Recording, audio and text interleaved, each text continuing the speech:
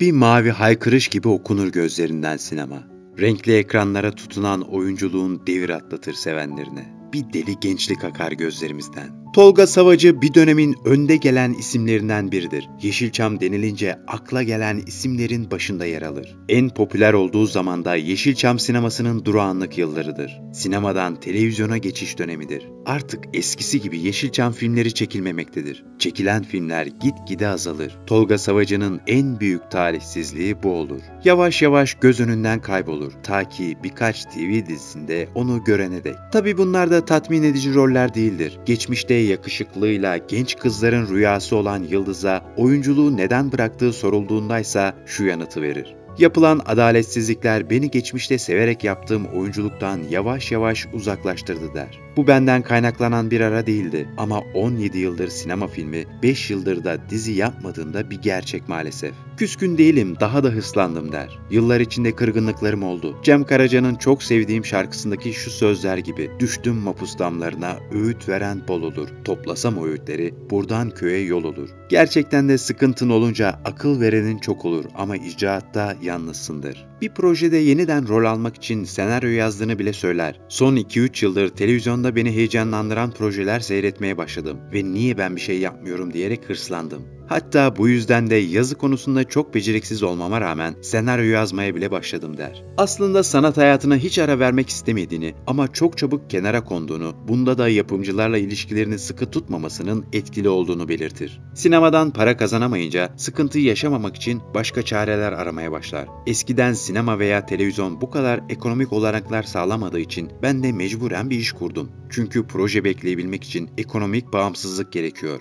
Kendi ayakları üstünde durabilmek için çalışır, didinir. Otel işletmeciliği, restoran işletmeciliği yapar. Fakat bu işlerde yürümez ve bırakır. Ferzan Özpetek, Harem Suare filminde oynaması için kendisine gay rolünü teklif eder. Ama Tolga Savacı gay rolünü reddeder. Savacı oturup düşündüm. Kafamda gay olmayı hayal ettim. Ama mümkün değildi, yapamadım. Kabul etmeyince rol Mehmet Günsur'a kaldı. Ferzan nasıl gay olmazsın diye sinir oldu. Film büyük başarı kazandı ama pişman olmadım. Gay rolü başkasının olsun. Kaldıramam o rolü der. Ünlü oyuncu bir röportajında aktör gibi olmaktansa herhangi bir ülkede pompacılık bile yaparım diye konuşur. Dedim ki yani Türkiye'de istemediğim bir projenin içinde yer alıp aktör gibi olmaktansa giderim herhangi bir ülkede pompacılık bile yaparım ki 4 lisanla ben illa bir şeyler bulurum diyordum. Tolga Savacı 1963 yılında İstanbul'da doğar. Ablası eski mankenlerden Sibel Savacı'dır. Zeynep Savacı adında bir kız kardeşi vardır. Tolga Savacı mutlu bir çocukluk dönemi geçirir. Ta ki 1974 yılında yaşayacağı o olaya kadar. O yıldan sonra her şey onun için çok değişir. Henüz 11 yaşındayken annesinin ölümüyle derinden sarsılır. Mavi gözlerine bir hüzün çöker.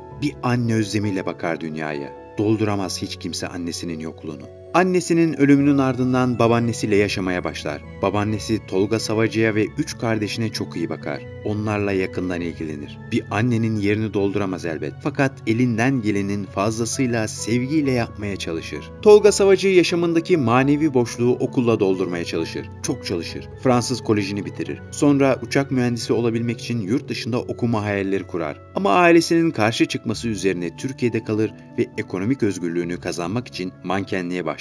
Belki çok kişi ve seveni bilmez ama Tolga Savacı'nın ilk sinema filmi San Sebastian adlı bir Alman yapımı ve kadrosu Amerikalı ve Alman oyunculardan oluşmaktadır. 1982'de henüz 19 yaşındayken Doğu Roma İmparatoru devrinde Efes'te geçen bu filmde ikinci derecede bir rol alır. 1983 yılında mankenlik eğitimi almak için İtalya'ya gider. 2 yıl İtalya, Almanya ve Fransa'da mankenlik yapar. Su topu oynar. 1985 yılında film teklifini alır. Bu filmde Banu Alkan'la Arzu adında bir film çeker ve burada bir sapığı canlandırır. Bu filmle tüm dikkatleri üzerine çeker. Film fotomodellik yapan bir kadınla saplantılı bir fotoğrafçının öyküsünü konu alır. Tolga Savacı bilinen ilk filmi ve başrol olmasına karşın kötü karakteri canlandırdığı bir film olarak göze çarpar. Tolga Savacı Arzu filmiyle ilgili şöyle konuşur. Aslında ilk filmimde bir sapığı oynamıştım ama seyirci o rolde beni benimsemedi. Olmadı. Seyirci benimsemeyince de bir daha bana kötü adam rolü gelmedi. Hep iyi, duygusal adam rolleri geldi.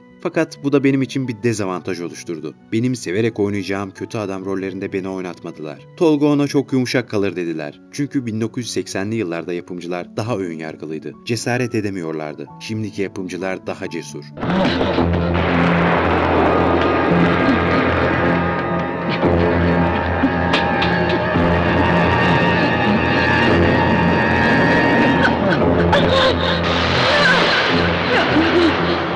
Aynı yıl Hülya Avşar'la Tapılacak Kadın filminde başrol oynar. Filmde kendisini seven iki adam arasında kalan bir kadının yaşadıkları anlatılır. Kimsesiz olan Sabiha pavyonda şarkıcılık yapar. Bir gün İstanbul'daki pavyonun sahibinden iş teklifi alır. Burada Ahmet adında bir taksi şoförüne aşık olur. Tolga Savacı burada Ahmet karakterini oynar. Alnımın teriyle ancak geçiniyor. Sen de. Senin hayatın da bana göre değil. Dobra dobrasın. Bu tarafına çarpıldım zaten. Sen ters dedikçe kanım inadına tutuştu.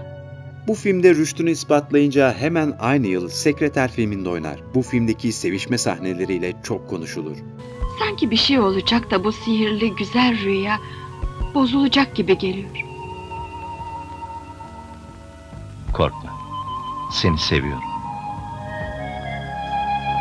Oyunculuğundaki dönüm noktası olarak kabul ettiği rol ise Samanyolu filmindeki Nejat rolüdür. Bu proje TV filmi olarak tasarlanmıştır. Çok Türkiye'ye ait bir hikayesi vardı der Savacı. Neredeyse 3-4 aileden birinde yaşanan bir dramda anlatılan. Baskılar, yasaklar yüzünden ailesindeki en yakın akraba erkeğe veya kıza karşı ilgi duyulması, gençlik heyecanından bunun aşk sanıldığı ve hatta sonunda evlilikler yapıldığı bir toplumda filme herkes odaklandı. Tolga Savacı Seviyorum, Sıcak Yatak, Gazeteci Kız, Yeşil Bir Dünya, Gölge Çiçeği, Kurtlar Geceyi Sever, Sevgiye Hasret, Fatih Harbiye gibi filmlerde oynar. Banu Alkan, Hülya Avşar, Serpil Çakmaklı, Aydan Şener, Harika Avcı gibi kadın oyuncularla başrolde oynar. Bugüne kadar 21 sinema filminde oynayan Tolga Savacı, Sevginin Gücü, Gölge Çiçeği, Sen Allah'ın Bir Lütfusun, Omuz Omuza, Kırmızı Işık, Kurs Seyit ve Şura, Kızım Nerede gibi TV dizilerinde oynar. Tolga Savacı ilk eşi Aylin Livaneli ile 1992-1993 yıllarında Show TV'de Cock and Roll adlı bir müzik programı sunar. 2006 yılında Özlem İbrahimoğlu ile evlenir. Ağustos 2009 yılında boşanırlar. Bu evlilikten Tuğan Atilla adında bir oğlu vardır. Özlem İbrahimoğlu ile evli olduğu dönemde Dalyan'da 2 yıl boyunca Kano adında bir butik otel işletir. Savacı 3. evliliğini kendisinden 9 yaş büyük yazar Nermin Bezmen'le yapar.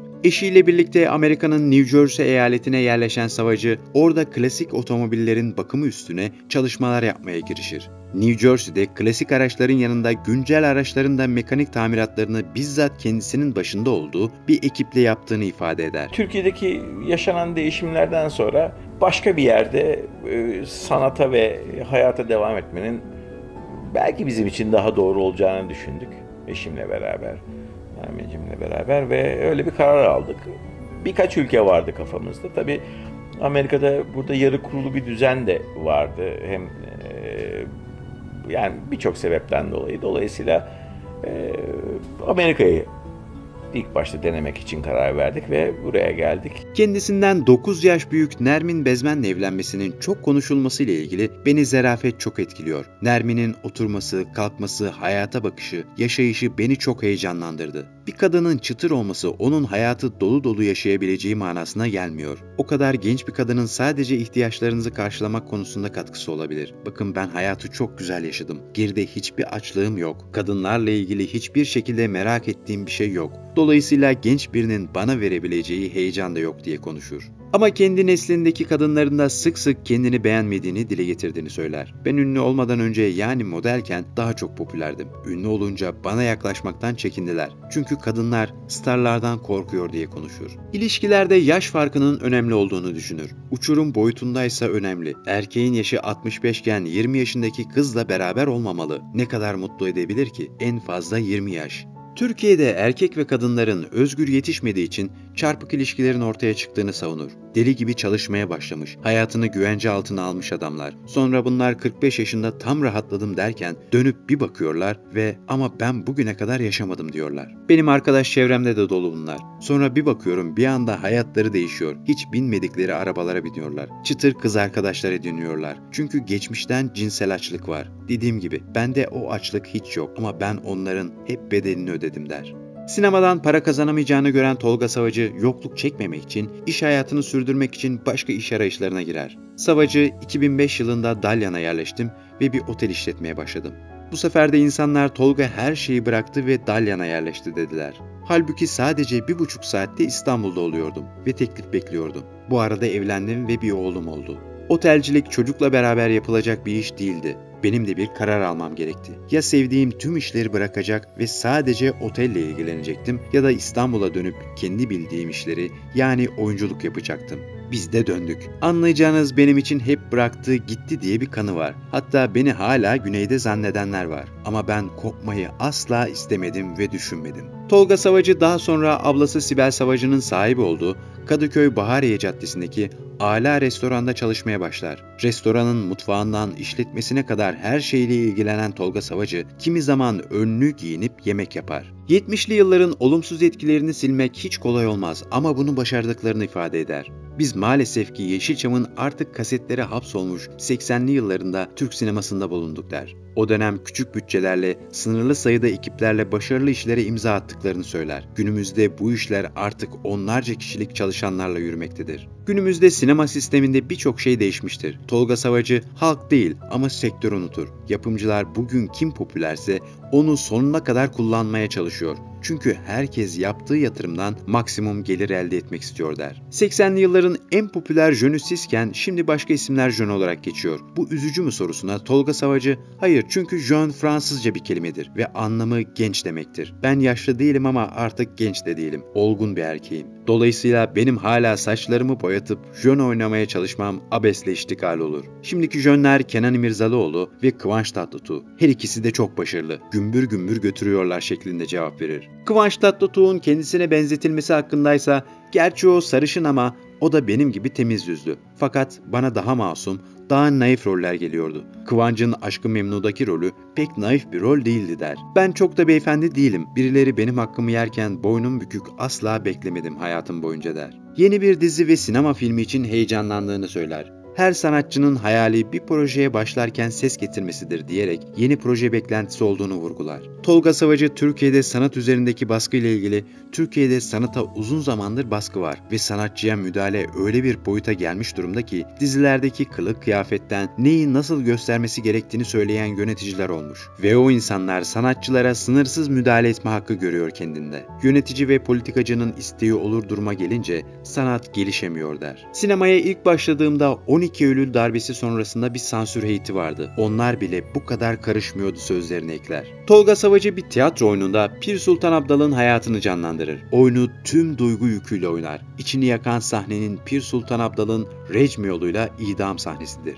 Onun taşlanırken deryandan bir canın attığı güle istinaden söylediği nefesi okur Tolga Savacı. Şu ellerin taşı hiç değmez, ille dostun gülü yaralar beni. Kültürün devamında müzik çok önemli der Tolga Savacı. Annem Türk sanat musikisi severdi. Babamsa türkü. Türkü halk edebiyatının uzantısıdır. Çocukluğumdan beri hayranımdır Aşık Veysel'in türkülerine. Tahsili olmayan, gözleri görmüyor denen insan nasıl dolu dolu duyan bir insanmış ki benim diyen filozofun söyleyemeyeceği deyişler söylemiş. Pir Sultansa bütün nefeslerinde her satırındaki duyguyu istisnasız 11 hecede anlatmış. Edebiyat sanat baki kalıyor. Şarkılar, türküler evrenin sesi oluyor. Yaşamaya devam ediyor diye konuşur. Bir döneme damgasını vurmuş oyuncunun istediği projelerde oynamasını ve sevenleriyle kavuşmasını umut ediyoruz. Daha fazla projede oynamayı hak ediyor ne de olsa. Küsmek olur mu yılların eskitemediği sinemaya? Yaşamın bıraktığı izler gibi durursun hafızalarımızda. Boşluğun bir mavi denizdir. Yine de bekleriz film rıhtımında. Bir videomuzun daha sonuna geldik. Kanalımıza abone olmayı unutmayın. Sağlıkla kalın.